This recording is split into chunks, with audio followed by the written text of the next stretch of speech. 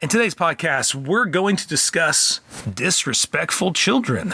What does it mean to have respect in a family? Welcome to the Art of Raising Humans.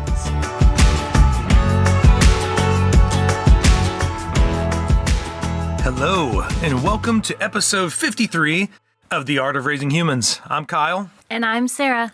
And today we want to discuss what it means to be a respectful kid. I know so many parents that you and I talk to, Sarah, a big trigger for them is disrespect. Yeah, definitely. You know, a lot of them will be like, oh, my kid's been so disrespectful, or I can't. And a lot of times they'll present it that way. And many times I'm kind of left a little confused about what they mean by disrespectful, because I'll hear a parent say that, but many of them will give 100 different examples. And, you know, some are the same, some overlap, some are really different. So I think it's important. What I wanted to do in this podcast today is we're passionate about raising respectful kids as well. Right. I think it's important for human relationships. I think it's important for society. Between you and I, between our friends. You know, obviously I wouldn't want to be friends with someone who was being quote unquote disrespectful to me, or speaking to me in a tone or that would be a huge turnoff to, like, no thanks, I don't need your friendship. And so obviously we want success for our children. We want that. We want them to know how to be respectful. Yes. Well, I think you are so proud as a parent when you see your kid being respectful, to not only adults, but to other kids and to themselves. And that's why I thought it'd be good to dive into this to first kind of define what lots of times what people are saying by disrespectful, and then what we're saying when we want to raise a respectful kid. Okay. But before we get into that, I want to make sure our listeners, we really love feedback from everybody who's listening. We love comments. I know we've run into a lot of people lately who have told us they've listened to the podcast and enjoyed it. So we really appreciate you sharing the podcast. You can find us on Facebook, on Instagram.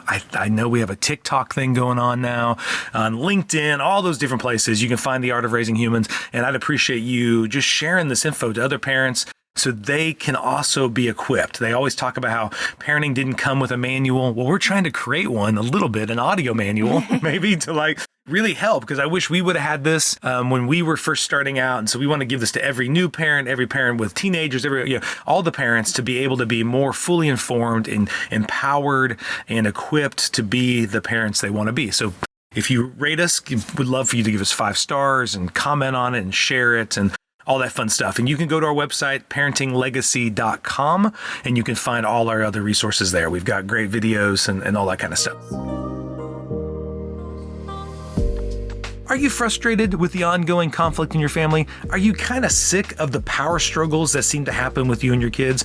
Well, we have designed an excellent course just for your situation, and it's called How to Stop Power Struggles and Resolve Conflict. And I'm telling you, when you learn how to resolve conflict, those power struggles start to happen less and less, and soon you raise kids who feel capable to resolve any conflict in their life. So I would encourage you to go to our website at www.parentinglegacy.com and find our course there with more than 90 minutes worth of info to help equip you and your spouse to help change these dynamics in your home. And you can find that course on our website at www.parentinglegacy.com. So I hope you take advantage of it.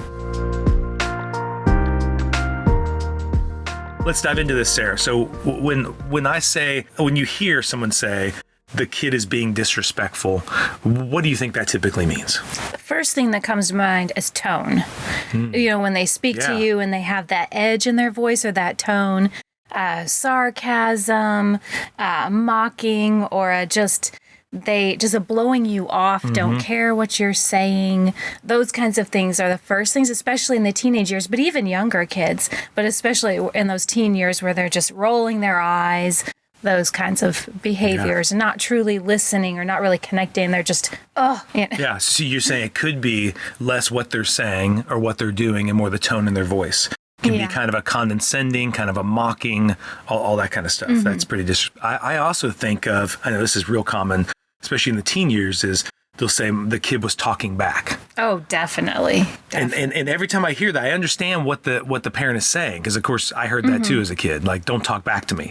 What always kind of confused me even as a kid was like, isn't that a conversation? Like, a conversation That's true. is you talk and then I talk. And I really think what parents lots of times are saying is they do want it to be a monologue. We want to just be heard. I'm saying this, do not talk back. Just Yeah, Recognize no response. Other than yes, sir, or a nod of the head, and immediately go and do what I've said. Yes. Yeah, we don't want them to challenge. Yes. Yeah. That if they have a challenge or something they're saying back to us, and I think it is confusing as kids because sometimes your parents are open to you saying something back to them or questioning, well, I thought this, or well, I did it this before, but now I can't. And other times we're already on edge and it's don't talk back. Yeah. Yeah. And it feels like you're just challenging me. You're not listening. And I'll see that confusion in teenagers I'm helping at the counseling office. Is those teenagers will be equally confused because they're like, I was trying to have, you said this, I disagreed with it. But then like, no, I just need to accept everything you're saying. I think another real popular one is rolling eyes, a teenager rolling their eyes. And even some kids are starting as young as first or second. And the parents are like, they already think they're a teenager because they're rolling their eyes. And that definitely is a trigger. Most people do not like that. Yeah. And in that rolling the eyes, it could also just be those facial expressions that are dismissive or, parents, I think also ignoring what someone's saying, acting like they aren't listening. So I think a lot of parents, especially in those elementary years, they keep saying the kid's name and the kid just keeps ignoring what they're saying. And the parent will say, I know they can hear me. I am definitely loud enough and they're acting like they can't. That's so disrespectful. Yeah. A kid yelling at them, right? That's pretty obvious. A kid insulting them. A kid cussing at them. Yeah. That fall into that category?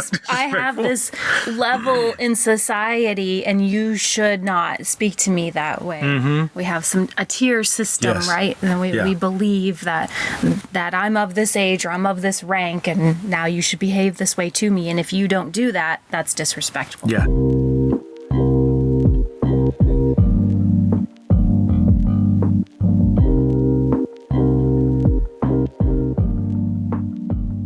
So I'm thinking like where I want to go with this is I think a lot of listeners have many more other things that they would say this was also not respectful. It's not an exhaustive list. Yes, I want to go through it all, but because there is many. I am surprised sometimes what people think is disrespectful, but I think for the most part, if we sat with a bunch of parents, we could list off 20, 30 things and we'd all kind of agree that those are kind of disrespectful behaviors, And I think part of the if I want to extend the conversation is I think if we saw those in marriage, we'd also see that as disrespectful too, So I know right now we're talking about kids, but what we're talking about is disrespect across the board with friendships, with marriage, with kids.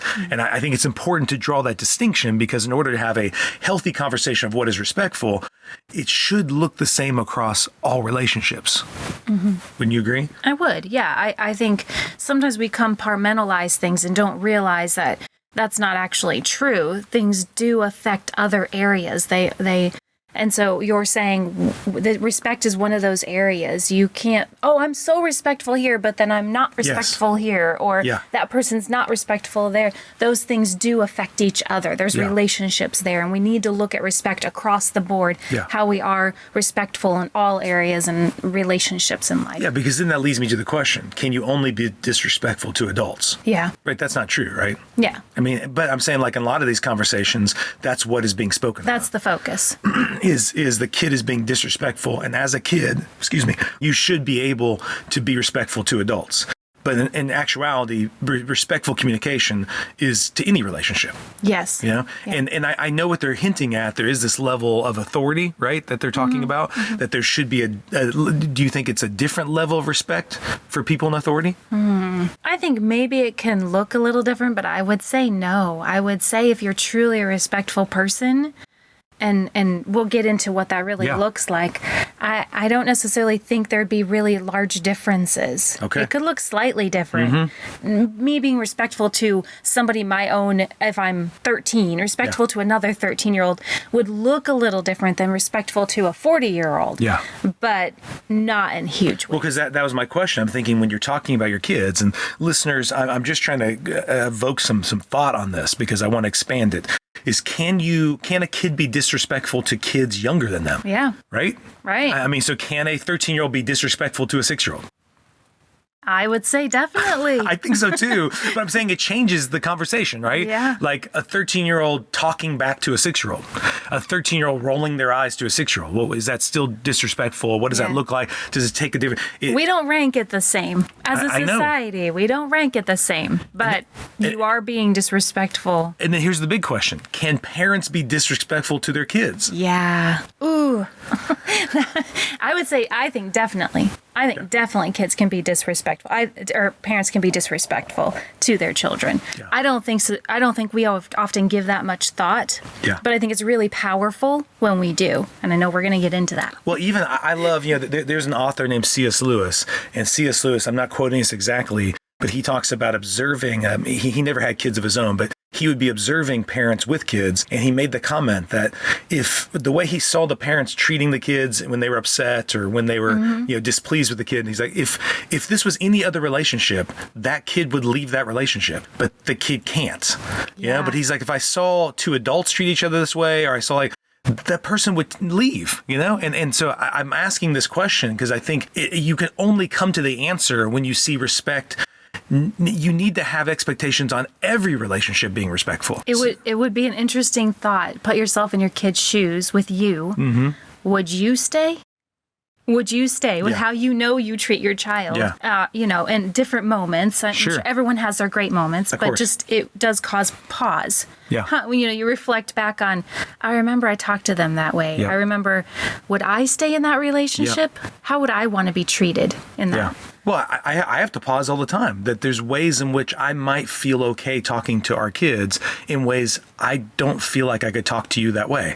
Yeah. Because I don't think you'd put up with it. Your friends would definitely, yes. If you think my mom wouldn't want that, my friends wouldn't want that, if you go through all the people in your life, but somehow my children, how is it different? Can I expand it even further, Sarah? I know I didn't put this in the notes, but this comes up a lot when I'm talking to adults about this. Think like 67 years ago in our culture in America when it came to marriage, that there's ways in which I could speak to you or say things to you. Mm-hmm. I could demand that you not talk back to me. Mm-hmm. I could say things to you like people sometimes do to their own kids in our marriage, and it would be seen as totally acceptable. I don't know if people have seen this, but there are actual news. You can get pictures and images of actual news clippings, magazine clippings of how to manage your wife, you were allowed to slap or I think even spank your wife if she wasn't behaving, if she wasn't. And nowadays it would be so disrespectful, right? And so it's interesting. It is an interesting thing that how, 60 years ago men could speak to women this way and that was okay. Yeah. And pause, how am I speaking to my children? Would I want to be spoken to that way? I'm thinking like we could, me and some other men could have been in a locker room 70 years ago at a golf club or something and be like, man, my wife talked back to me the other day, or she rolled her eyes at me, or she didn't agree with me and said no to me, right? I mean, even that would have been disrespectful. You just saying no. And so what I've noticed, I'm not an expert in this area, but I'm thinking what I think changed over those years is eventually women were able to go into the workforce and able to take care of themselves financially. They're able to go get an education in college and able to get a degree, and you saw the value in women increase. So now you weren't dependent on me. You could go do your own thing, and I'm so happy about that. I'm glad that our daughters can someday do that, And there's lots of people groups that have similar, stories to that, where when we raise their value, all of a sudden how we're speaking to them changes. So then so I wonder if that has something to do with respect, right? Is as your value was raised, then it changed how I would communicate to you, because no longer I couldn't devalue you anymore. You were more valuable to me. So what I see happening, I know a lot of times this comes up in session with parents, is like, well, my parents talk to me this way, or like, this is what's wrong with society is, kids being able to talk back, kids able to say no. And I'd say, I don't know if that's true. I think it's kids understanding their value. It's parents understanding that their kids aren't just commodities. They're not just pets in the house, right? They're really humans that we're trying to raise to be better humans. And there's so many ways we value our children so much. We would lay down our lives for our children, right? But then there's this other area we think, oh, maybe here's an area of growth. Maybe we do need to pause and think, how do I justify my communication or my facial expressions or the looks I give my kids? Is that respectful? Would that be okay in other relationships? Yeah. Yeah. Why can't my kids say no to me? And is that a good thing for them to do? Do I want my kid to always say yes to me? Yeah, do we want our children, and I think everyone would say, no, but do we want our children to always say yes to authority? Yeah. There are lots of times we all can go through where it wouldn't be okay. You want your children to be able to think, when do I need to say no? Yeah. When do I actually need to push back to authority? Because authority doesn't get it all right. We can look, there's so many examples in history, it's countless. There's times, I worked with a lot of kids who had been abused or had, been in situations and they were often obeying the authority figure. Yeah. And so I definitely want my children to know when to say no and when to say yes, and to know it's okay to say no. It's okay to push back and challenge the authorities in your life. And I definitely want them to be adults who can do that. Yes. Yeah. Definitely. They're going to go into the workplace. They're going to go into all kinds of areas in life, a friendship, a relationship, a dating relationship or something. I want them to be able to say no. I want them to be in tune with themselves of what's a yes and what's a no.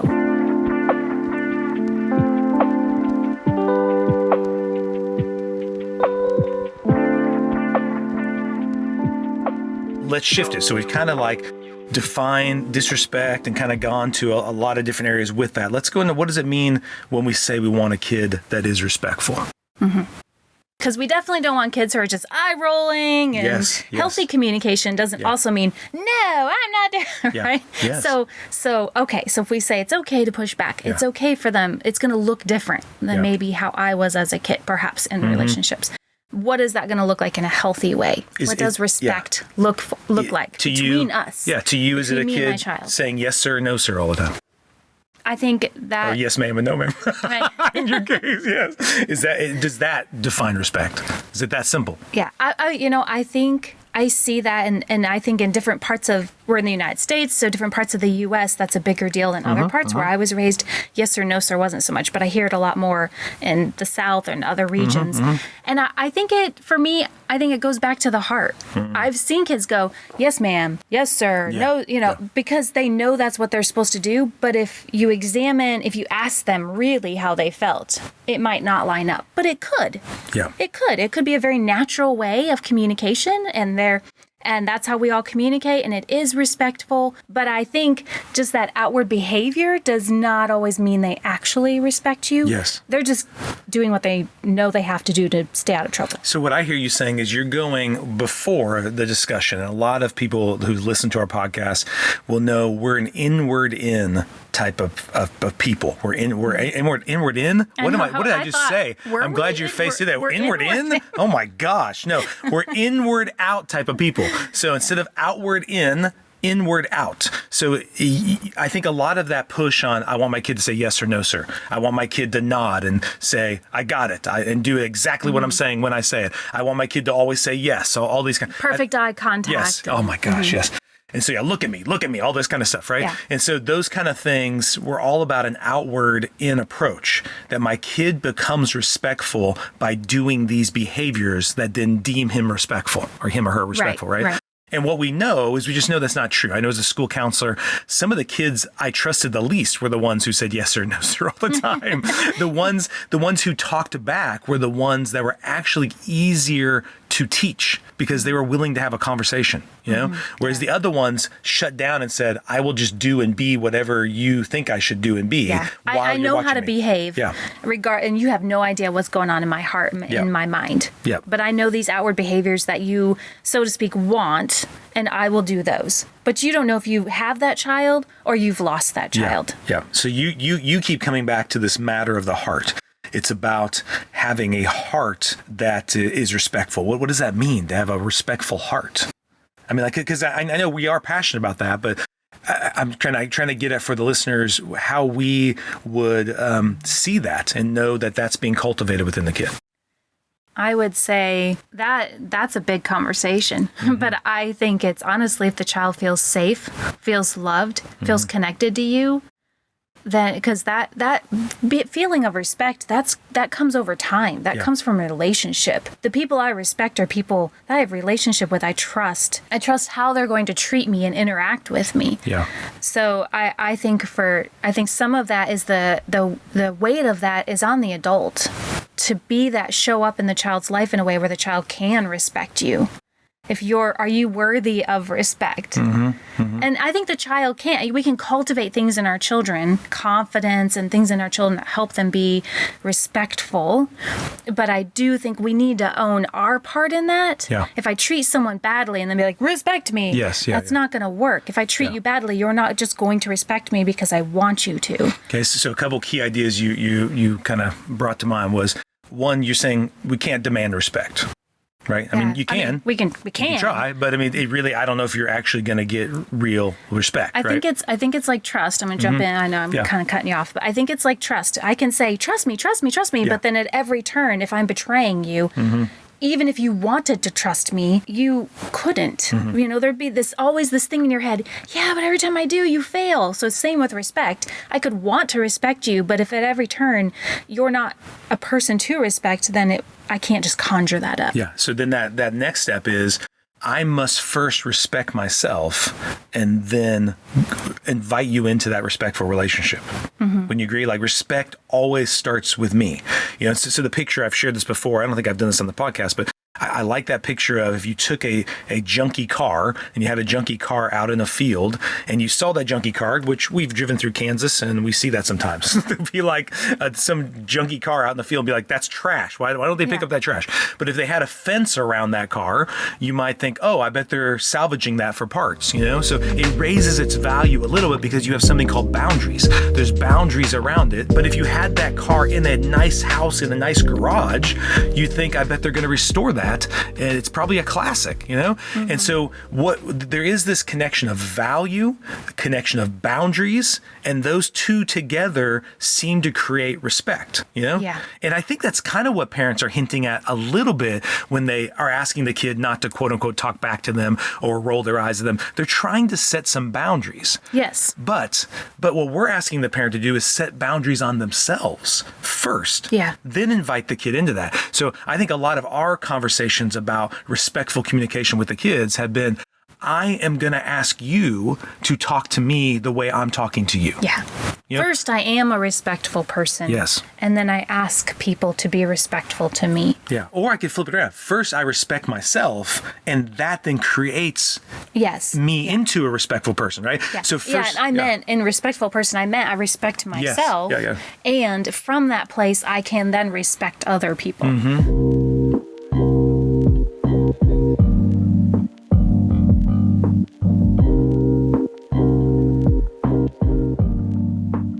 I worked with a lot of teachers throughout the years, and the ones I saw had the most quote unquote respectful classes were really respectful teachers. They're teachers that respected the other teachers. They didn't, they just in general treated people with respect. And anytime a kid was disrespectful to them, they didn't talk a lot about that disrespect. They just asked the kid, when have I treated you this way? I have not done that. I've treated you this way, and I would like you to treat me back that way. And almost 100% of the time, the kid would be like, yeah, that's true. You have. You've considered. And the classes that were constantly struggling with disrespect, they were teachers that in the background would talk disrespectfully about those kids, would say negative things about them, or would express thoughts that were just really gross sometimes about the kids. And you'd be like, no wonder the kid is not respecting you, because the kid doesn't feel respected.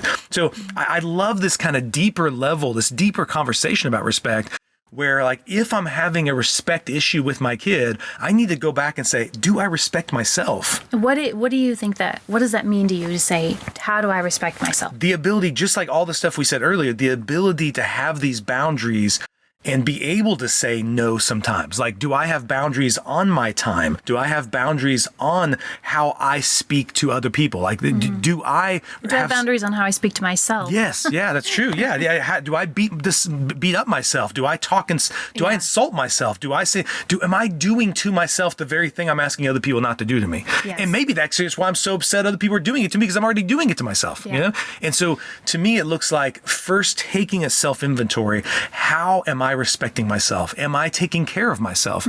And then am I treating others the way I want them to treat me? And once I take that inventory, then I can invite other people in my life to now treat me that way as well.